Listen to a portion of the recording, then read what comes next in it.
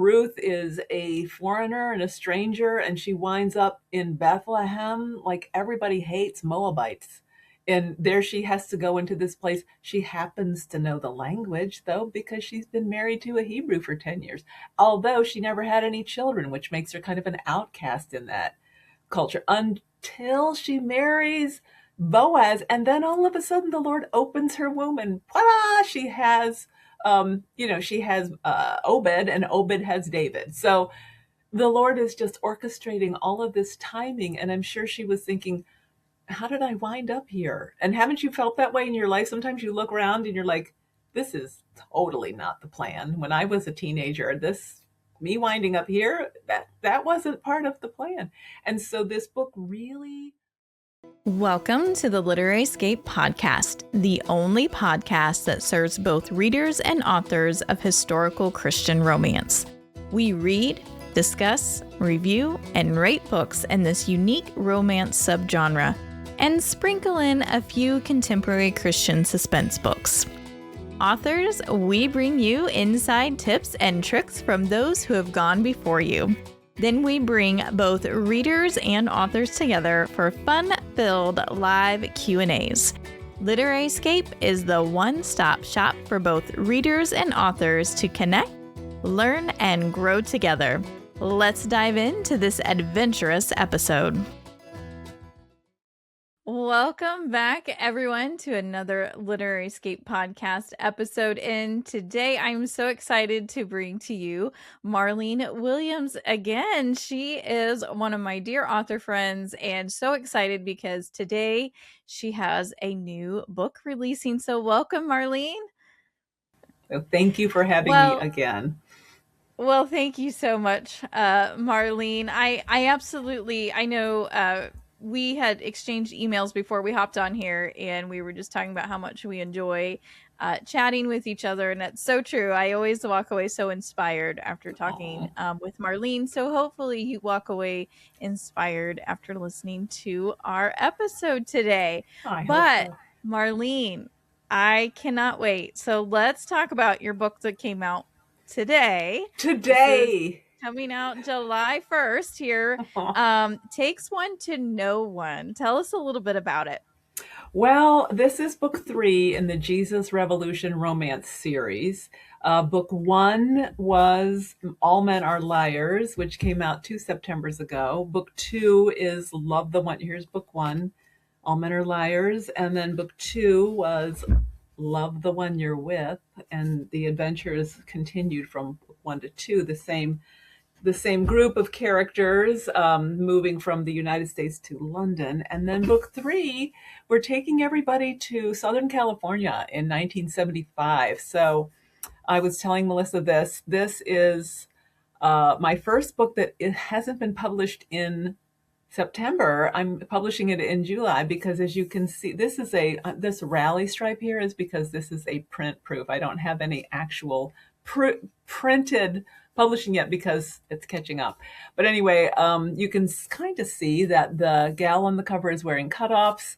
We have a big California sunshine in the background and kind of like the sun rays or the beautiful Malibu sunset. So this is a book if you've ever wanted to have a Malibu beach house and live in the 1970s and have the glamour of Hollywood and try to navigate that as a Christian during the 70s when it was all bets are off. It was rebellion. It was love, free love. It's running in the streets. There's all kinds of stuff going on.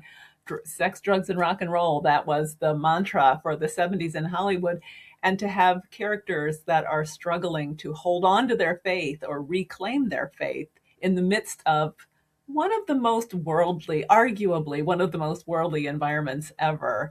That was the challenge for me. And so I just fell in love with this book. It kind of intruded. I had another book in mind to be book 3, and this book just kind of, like a dog at the table, it just kind of wiggled its way up and then just sat there saying, but you really should tell my story first. And I was like, well, didn't have it in mind. But Melissa, you and I are pantsers. So we know that when our characters jump up and start knocking on the door, it's almost impossible to turn them away. So this book One of the characters is Helene Hoyle, and she is the 1975 rising star in Hollywood. She is very similar in appearance to the famous Farrah Fawcett. She's got the big blonde flyaway hair. She is in miniseries. She's a model. She's done it all, and a blast from her past appears in California completely unexpectedly. She's set down a lot of rules and regulations about how she's going to conduct her life. You know how that's going to turn out. So the blast from her past shows up, and then she has got some choices to make. And they have the clash of the titans. And so what they used to call in 1950s movies, they called it the battle of the sexes. And so we have that kind of dynamic going on here. And she knows that this particular young man is a heartbreaker like her. And so she figures she can outfox him.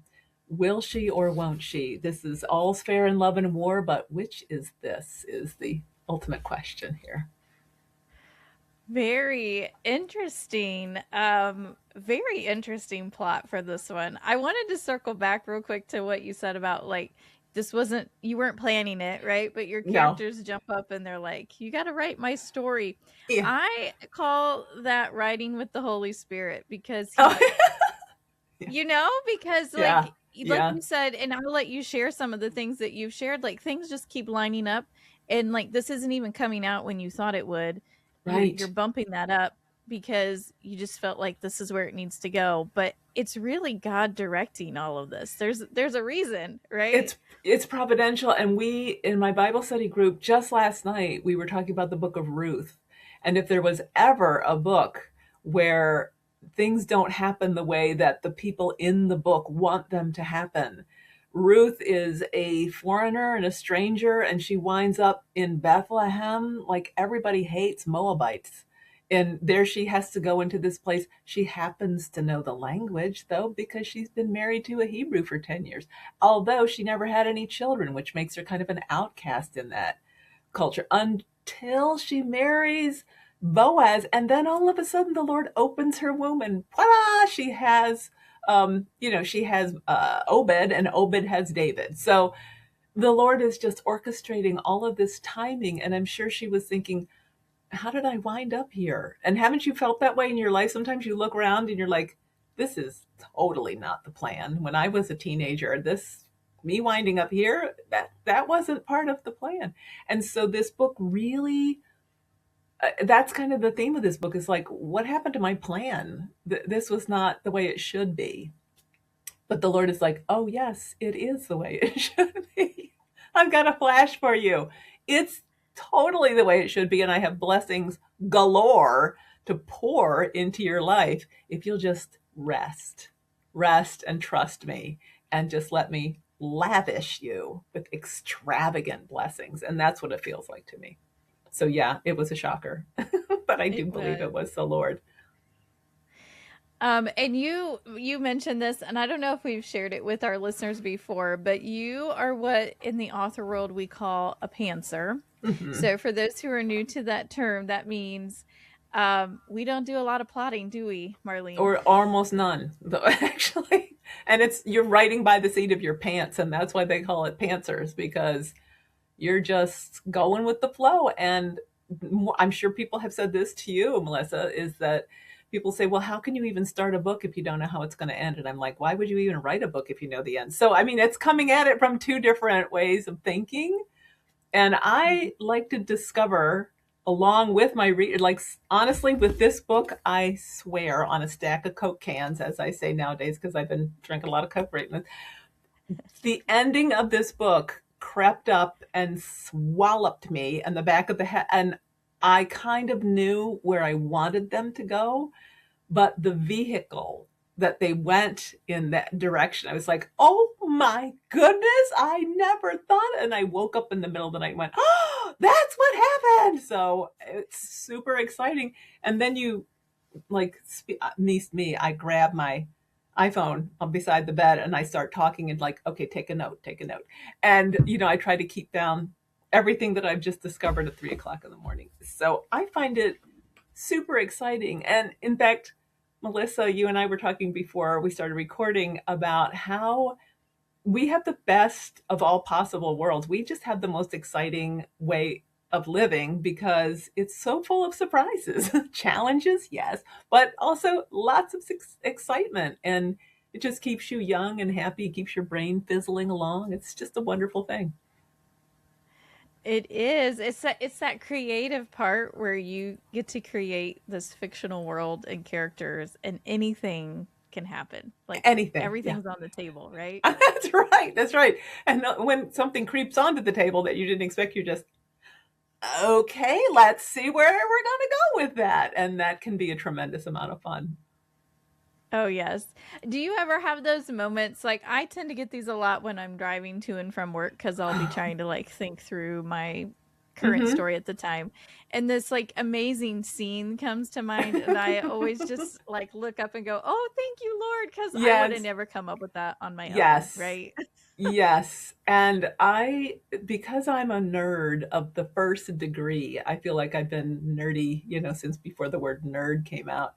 I wanted to have some connection between this book and classic literature. In my second book, there's a lot of Shakespeare. And I know like some of my readers are like, okay, why the Shakespeare? And I'm like, I don't know. That's just the way my brain it gets happy. Well, with this book, I was reading Homer's The Iliad and the Odyssey, which are, the stuff that you got assigned in college that you were like, oh no. But I promise you, reader, I promise you, and there's a new Odyssey movie that's just come out, directed by Christopher Nolan. So I'm totally on trend, although I didn't know I was going to be. So in the book, one of the characters gets a part in a miniseries that's about the Iliad and the Odyssey, about the Helen of Troy story. So I felt like I had to read these books in order to kind of get up to speed. But I didn't plan that. I didn't say, what would be really cool? Putting parts of the Odyssey, overlaying that into the story, into the miniseries. I did not wake up one night and say, I love the Odyssey. Let me just jam that in there. No, it just came to me, and then there it was, and it wasn't going away. So I just had to kind of roll over and, okay, we're putting Homer in there. That's great. Yeah.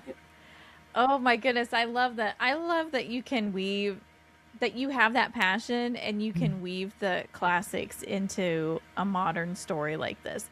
But I wanted to see, because I don't know if we've touched on this before, where we talk about like this series is really set in that Jesus movement, correct? The Yes, Jesus yes. Revolution.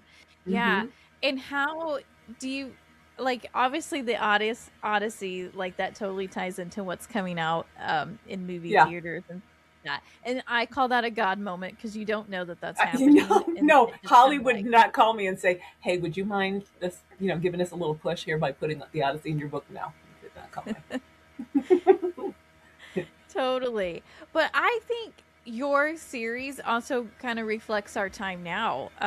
I would love to know your thoughts on that. If you feel like it's almost close to a second Jesus Revolution movement. I 100%. And again, when I started writing these books, it was 2019 when I got the idea. I was at a college homecoming, like the reunion, and I was talking to some people on campus, and I was on that campus during the original Jesus Revolution, and it was very significant.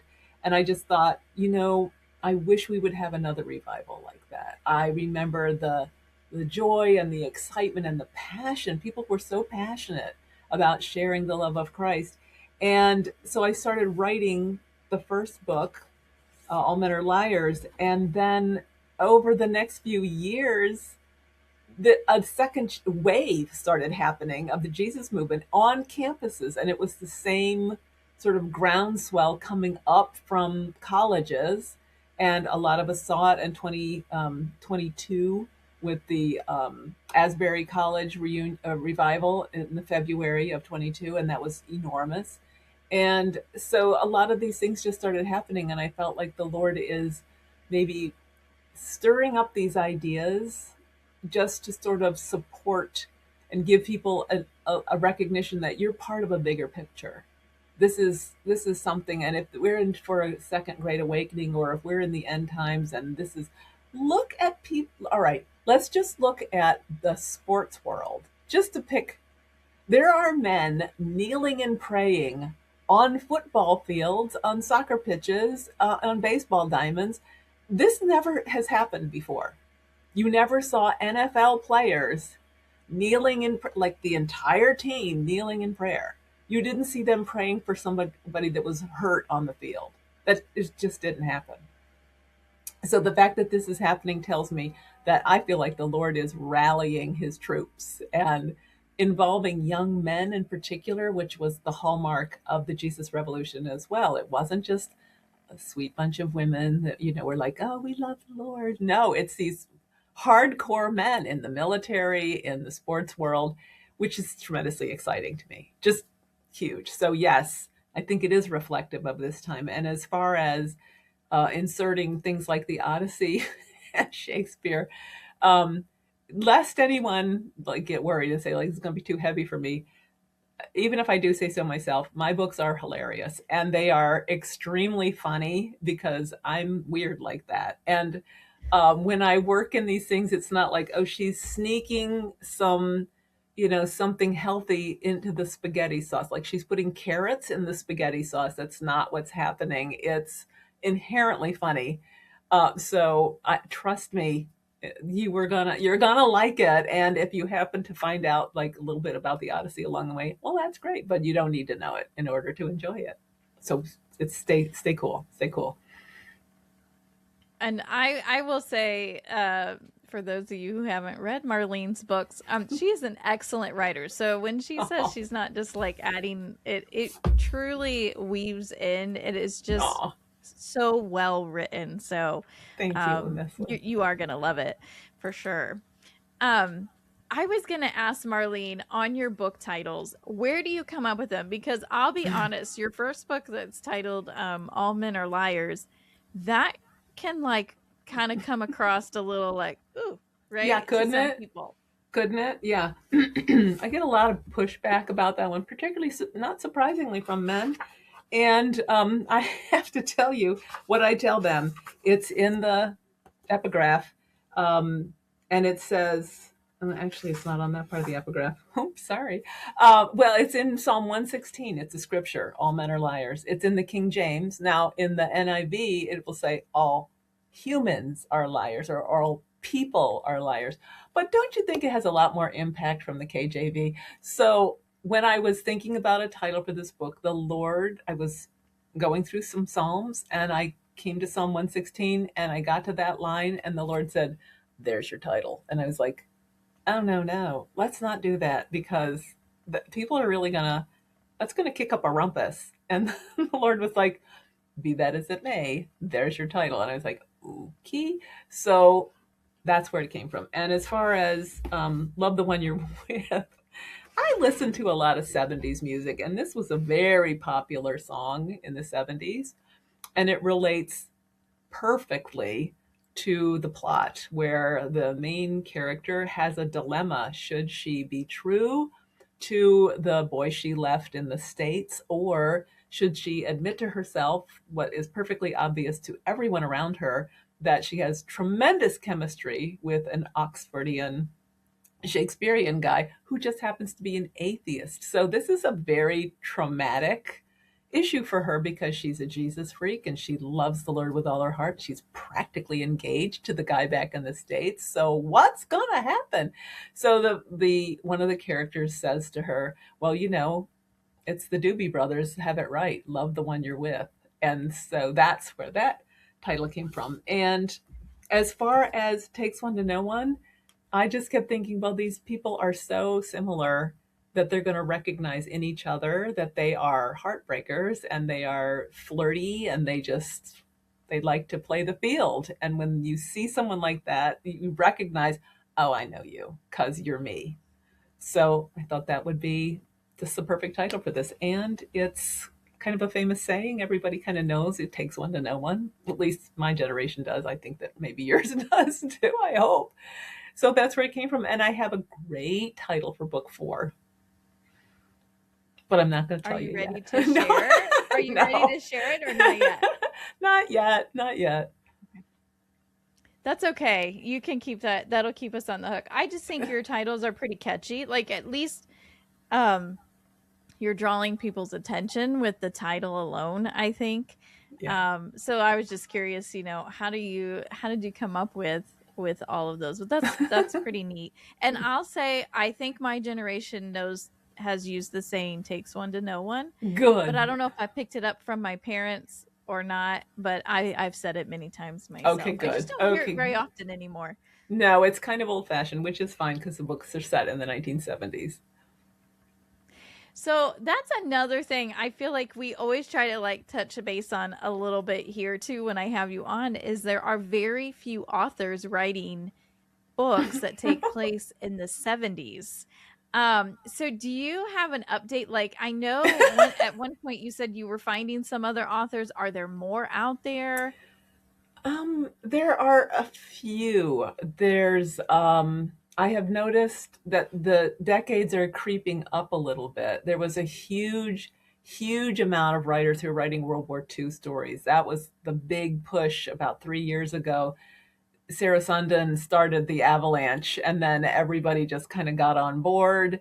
And now the trend is moving up a decade, and there are more 1950s books now. They're sort of creeping into that. I've seen more than one 1960s based novel. These are novels. And there are, as far as I know, there's one author. Her name is something like Jennifer Carey. I'm sorry, I can't, Jennifer Lynn Carey or something like that. And she has written a whole series that's set in the 70s. Her books are more serious. They're lighthearted, but they have more maybe hard hitting issues.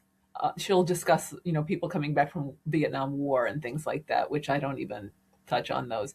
So, but all of her titles, she has very cute titles. They're based off of popular songs from the 70s, and I think she's got like 15 in the series.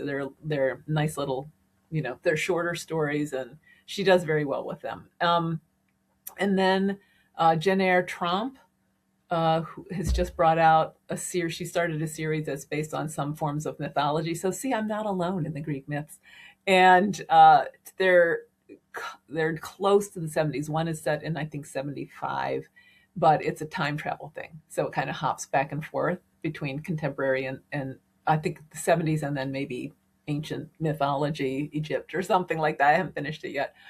So there are maybe 5 authors including myself, that are writing in the 70s. But there used to be only 2. So we are making progress. Here we go. Let's get on board because a love train is leaving on the tracks right now. I love it. I love to hear that that's growing. I know there are people that would really love to read books set in the 70s as well because they can connect. That was their childhood or, Yes. And you young know adult years. what's interesting too, Melissa, is that when I do events on college campuses, which I do, and I bring my books, the college crowd loves them because there are some things that are universal. And when you're on a college campus and you have your eye on a guy and he's got his eye on someone else, that transcends time. It doesn't matter whether you're wearing bell bottoms or skinny jeans. The same feelings are coursing through your veins, and you're like, oh, I just wish he would notice me. So I have found that teenagers, and particularly young adults, when they read my books, they really identify with the emotions and the conditions that are under which things are happening. Like, I'm a Christian and I'm in an environment that's really hostile. Well, that's nothing new. It's just the fashions and the sort of the music. Maybe that changes, the hairstyles change. Although I've seen a lot of 70s style clothes coming back lately with the flares and bell bottoms, so yay. But I have had more than one college kid. I come back the second year and they're like, I loved your book. I'm so glad that you're having another one. So that surprised me. I thought it would be disenfranchised boomers that would love my book. But no, it's actually sort of got bookends. I've got the boomers on this end that lived it and they loved it and they want to revisit it. And I've had boomer readers say to me, "Oh my gosh, I feel like I'm right there again. I'm remembering how I felt about the Lord. I'm remembering the deep dedication I had to getting out there, my first love. I can feel the vibes." And then younger readers are saying, "Oh man, I wish I'd lived in the 70s. It was so cool." So it's really neat to see the Lord kind of balancing that out. Oh, yeah. And isn't it so neat to connect with readers that way too? Just to have those conversations Oh and yeah. It feels sort of like, okay, you're affirmed. Yes, yeah. you are listening. The Lord is having you write these things. This is for real. And then when a writer or a reader says, "I just love this," and one of my readers, I have to laugh because she's an ARC reader. That's an advanced reader copy. And she read the third book. And she has read the first two as a beta reader. So she is on team Marline. I just love this gal. And she opened the book and something in the first chapter, I don't want to spoil anything, but a character reappeared that she did not like. She was angry at that character with the last book. She was like, "I'm done with that character." And when that character reappeared again, she slammed the ebook shut. She said, "I'm not going to read this. I don't want to see another life be ruined by this person." And then she said, "So then I couldn't stand it. And I opened the book and I read it in one day and I loved it." And I was like, "That's what I want to hear." I was a little worried there for a minute. She's like, "I'm not having it." But she reneged. She went back. Oh, I had something similar happen with my second book. Uh-huh. I had multiple people, like Oh. the editors and then my first set of readers reach out, and once you get to a certain point, they were very angry. Oh. And they were like, "I can't believe you did this." And Yeah. I kept telling them, "You just got to keep Just going. keep It's going to reading. get better." Keep reading, right? It's going to be fine. Trust me. It's going to be fine. Yeah, but isn't that good though that they are so invested emotionally in your characters that they're feeling for them. They're not just like whipping the pages and, okay, this is a Yeah. nice way to while the time. No, they are all in. They are on the team. So that's exciting. I love that. I'm Yeah. so tickled for you too, because it's the best feeling. You're like all of that sweat and work Yeah. and blood, sweat, and tears, and somebody's getting it. That's so cool. Yeah. And they're always happy in the end. Always happy they Yes, made it to the end. we So, promise. It's a happily ever after. We promise. That's what we're in the business of. oh, yeah, it definitely is. This is romance, so we make sure This is a everyone's happy romance. in the end, It's for not sure. chick lit where You somebody is standing out the window crying at, raising goats or something. It's not one of those endings. It's a happy ending. no. You also today have a short story coming out, correct? To celebrate our country's 250th birthday? Yes, yes, I'm super excited about this. It's part of an event that Spark Flash Fiction. If you're not familiar with them, they're a wonderful organization. They have a quarterly e-zine, and it's filled with 5-minute romantic stories. They're just many, many authors. It's an anthology, and it's really fun. And I've written for them a couple of times. And they reached out and asked some of their authors, would we cook up a story that is either based on military personnel or based on something involving the 4th of July and Independence Day, like a picnic or a parade or fireworks or something like that. And they asked me, and I said, "I'm totally on board with that." And it appeared on Instagram on June 25th. And because they gave us permission to put it out in any form that we wanted, because it's only going to live for 24 hours on Instagram. So if you miss it, you miss it. Anyway, I hid mine in the back of my website, and I'm giving Melissa the link to it. And I'll even tell you the title. The title is The Spirit of 76. But in my case, it's the spirit of 1976 because I always write in the 70s. And it's about the bicentennial, which those of us who were there know it was crazy. America went bananas for the bicentennial. Everything was red, white, and blue, from McDonald's milkshakes to you name it. It was everything was Star Spangled everything. So it's a funny story, and it's a 5-minute story. You can read it when you're waiting in line at the grocery store. And I'm going to give the link to Melissa so that everybody can enjoy it. Wonderful. Yeah, I'll make sure that that link is in the blog post for this episode. But also, while you're over there on Marlene's website, I highly recommend that you sign up for her newsletter so you can just stay up to date on all Yes, of the things please. that she has going on. How often do you send your newsletter out? I send it out monthly, and if there is some big event going on, or there's something that's like there's a flash sale or something, I may send a little special. But typically it's monthly, and I try to make it land at the beginning of the month just so that you have my newsletter. I can promise you this, reader, I promise you this. There will never be a picture of me and my dog frolicking on a vacation. A, I don't have a dog. And B, I don't think you care about my dog even. Maybe you do, but I'm just not that kind of author. I don't have pictures of my children. I'm just, I keep it focused on the books because I think that's maybe what you're there for. And I involve a lot of fun 1970s stuff on my, I will put a link obviously to this podcast in my next email. That'll be fun. But my subscribers, there's a big giveaway that's happening in the July subscriber thing. That's for 3, and I'll send the link to Melissa since you might miss that with this broadcast. But there's a chance to win all 3 of the books, paperbacks that are signed, and I'm sending them in a groovy 1970s beach bag. So it's going to be a real 70s experience, and you'll have 3 if you win.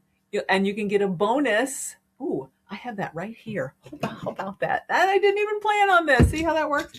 So in my books, you see this says Team Roland with this red, white, and blue there, and Team Cyril with the Union Jack. And these are little pins.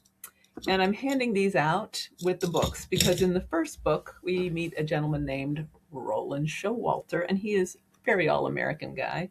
And in the second book, we meet a man named Cyril Hawthorne, and he is very British. And so I'm giving everybody a chance to decide which team they are on. Are you Team Roland or are you Team Cyril? Because our heroine has to make a choice at some point. Well, if you want the books, if you want to go for the giveaway, you can get an extra entry if you tell me which team you're on and why you're on that team. And then if you win, you also get your team button. You get the books and your team button, which will be a lot of fun. So that's just my way of connecting my extremely hunky and hot heroes with my readers. I love it. I love it. So are you then taking that feedback and that's going to decide which one she chooses, or do you already know who she's going to choose? No. My readers never get to influence my books, I gotta say. I admire authors that do that, but I go down on that. That's a hill I'll die on. Is I know that much. I know who she winds up with. And that's already decided actually by the third book. We're locked in with that. But I am having a lot of fun this summer. If you're in the Northeast area, actually sort of Western New York area, I'm going around to all the car shows that I can manage this summer, because in my books, there are a couple of vintage cars in each one of the books. I love vintage cars. I don't own one, but I love them. And I made a postcard, which I did not bring. Ugh, I can't believe it. I normally have props galore. But I'll send you the link to that because I made a postcard, and on the front is each book's title. And then here's the 2 cars that are in each book. So there's 6 cars total. And on the back is a trivia quiz, which is fun, and a little QR code. And when you scan the code, it will take you to the Welcome to the 1970s page on my website, which is full of all kinds of 70s fun. And with your little postcard, you can go out to car shows and see if you can find those cars. And if you find those cars, please let me know, because I want to see, this summer is sort of like a bingo game. I want to see if I can find all of those classic cars at some car show this summer. So I went to one Friday night, the kickoff show here in my little town in Western New York. And by golly, there was a 1965 Galaxy 500 two-door hardtop right in front of my eyes, and I screamed. I was so excited. And two old gentlemen standing next to me said, I've never heard a woman get that excited about a car before. And they were like, why are you so excited? I said, well, I'm glad you asked. And I gave them one of my postcards and I said, would you be on the lookout for these? And they said, why don't you put your name on that and stick it in the car and let the guy know? Because the owner wasn't around. Let the owner know that you're excited about his car. And I'm like, that's a great idea. So I did. I slid that right in there. So we'll see. We'll see if he feels like. So there's another in the fourth book. There's two more cars will show up. I'm not sure what they are yet. I have a feeling one of them might be a VW, but I don't know yet. Very cool. That sounds like you are going to have a very fun summer here. So much fun, right? And with every book, and if you buy the books and you don't buy them in person, but you go to Amazon, if you want, and this is in the back of the books in the author notes, if you want the recipe cards that are attached to that, each book has one or two recipe cards that are mentioned in the book. There's some scones or a dessert of some type, and the actual physical recipe card, I'll either send you the e-file for it or I'll send you the actual card with real envelopes and real stamps and everything. And if you want the Car Stars postcard, which is the one I'm handing out at Classics, you just let me know and send me an email, and I'll have Melissa put my email in the notes, and send me an email with your address. And just like in the old times when they said, all right, kids, send your cereal box top to this number, P.O. box, whatever, and you'll get your little, whatever, underwater submarine for the tub. You won't get a submarine, but you will get the postcard so that you can share in the fun. Oh, that does sound like a blast. So be sure, I will have all that information for you guys in the blog post. So be sure to visit that so you can reach out to Marlene and enjoy this game over the summer. Sounds like a blast. It's, what's fun is two of the questions have to do with classic cars. And the minute that anybody that loves old cars or has watched any 1970s TV shows, there's some TV trivia in there too. Everybody starts arguing. No, that wasn't blah, blah. No, that was, so they get all excited. On my Instagram feed, I'm playing some other games in addition to Find This Car at your local car show. One of the characters, Helene, her nickname is Lene, Lene. And as I mentioned before, she's developed a lot of rules in her life to keep her life straight. She needs to know what's going to happen. And I call them Lene's Laws. So they are appearing on Instagram, and you will find her laws changing every week. There's a picture of a beautiful young girl in her Madras halter top and her cutoffs kneeling on the beach at Malibu, and she's writing her rules in the sand. And so you can keep track of her rules. I think I put 10 of them out there. Like, it'll come out maybe every Tuesdays and Thursdays. You'll see that. So you can see the laws, and then you can read the book and see if she manages to keep her own laws as she goes through these relationships. Oh my goodness, that sounds like a blast. So we need to get on your newsletter list, but we You also do. need to follow you on Instagram. Please, as well. yes, it will. They'll also be on Facebook, and Instagram, I know, is like a flowing stream, right? You see something and then you never see it again. So I would recommend that if you want to keep up with Lene's Laws and the Car Stars, then just go over to my actual profile and you'll see all those there. Plus, this is the most fun. Honestly, I had more fun putting this campaign together than, a barrel of monkeys. I love 70s music, and I have some Spotify lists that apply to, they're curated for the books. There are also some Spotify lists that are curated to the types of superstar divas that were available in that time. If you come to my website, you'll take the personality quiz. It will tell you which diva you're most like. And are you a dynamic diva? Are you a natural woman? Are you a spirited sweetheart? There's 4 different types. And then based on your answers, you will be given a little link to a Spotify playlist that has that type of music. So because I love that so much, I made up a radio station. It's not a real radio station. I wish it were. It's called California Sunshine. And every Monday, Wednesday, and Friday around 7 o'clock, I post the first 12 seconds of a famous 70s hit on Instagram. And you have to guess the name. It's a name that tune game. And you have to guess the name of the artists or the singer or the band and the name of the tune. Now, granted, on Instagram, they have a little trailer that comes to the bottom and it tells you who it is and what they're singing. Don't cheat. Don't peek. Just put your hand over that so you can't read it. But there's one particular couple that I feel like they're just waiting to pounce on it because they're the first people that answer it. And she says, oh, my husband knew this one right away. And so that's a lot of fun because you hear that guitar riff or the piano and you're like, oh, wait a minute, I know that one. So that's a game that I'm going to be playing right through the summer on Instagram too. Oh my goodness. Yeah, so we definitely need to get on and be following you for sure so we can join in on this fun. Summer 70s fun, I'm telling you. It's so cool. It feels like the kind of thing that you used to do. Well, I used to do when you're sitting there in around the pool or at night on the lounge chair and you're out in your backyard and you're just listening to the AM radio and you're hearing all of these classic songs. And then the DJ comes along and he says, and here's a big hit for the whatever, the Eagles or something. And then you hear the first few notes and you're like, oh, I know this one. I love this one. And back in the day, we used to run to get we had our tape recorders right there ready. And the minute it would start, we'd hit record and then we would have a copy of it. Oh, there were no CDs. You either had the album or you had the 8-track, but you couldn't just play it 8 million times, like unless you had the album. And it was so exciting. So it's kind of that vibe of just good, clean fun. Just knowing your 70s songs and just trying to outguess whoever happens to be in the house with you.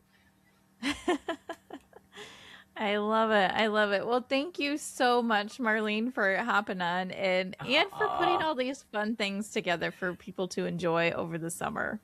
Oh, it's my pleasure because I really believe this is why I write rom-coms as opposed to more serious work, because there are so many great, very serious, very thought-provoking, tear-jerking books out there that just rip your heart out. And maybe you're sitting in a doctor's office, or maybe you're sitting in the car and you've just had a really hard day, and you just want to get home and unwind. And you just want something to make you laugh and to lift your heart.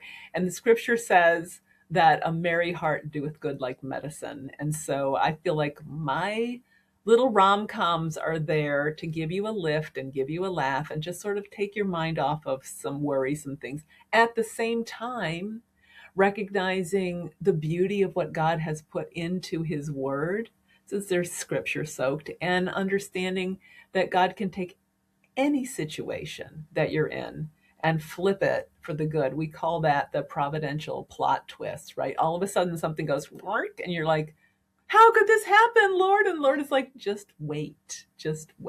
You're going to love what we do with this. So that's what my books are about. It's just like something unexpected happens and it makes you laugh because you recognize it. Yeah. Yeah, that's wonderful. Wonderful. Well, if you haven't already, this is book 3 coming out, so you can start on book 1 and just binge your way through over the summer. Yes. And yeah, that's exciting. So make sure you head over to Marlene's website, connect with her through her newsletter, then catch her on Facebook or Instagram, and then also head over to Amazon and make sure you get your copy of Takes One to Know One today. Yes, please. And Marline is spelled Marline, and that's an unusual spelling. And it came about because I had 2 grandmothers, Martha and Pauline. So they took the Mar from Martha and the Lean from Pauline and smushed it together and made my middle name, which was Marline, which I use as my first name on my authoring books. So Marline is Oh, Marline. So if you're looking for Marlene, you might be doing a little fishing for a while, but you'll get there eventually. And please, if you read the books and if you like it, please leave a review on Amazon or Goodreads, because as Melissa knows well, those reviews are what help other readers find quality, uplifting, edifying Christian literature. And that's what we're all about.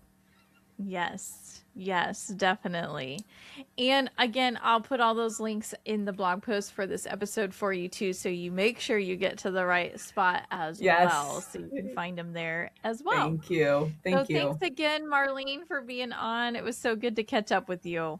Oh, it's always so good to, and I hope everybody recognizes the effort that people like Melissa put into these things. Congratulations, you said you were up to 200, 500. How many podcasts have you had now? I think were you up over 200 now? We're just over 200 There you go. episodes. Yeah. And that is a lot of work. And it's so wonderful to get the word out about other authors so that you have more fun to pick from. And I love, Melissa always has an upbeat attitude and she's always so encouraging.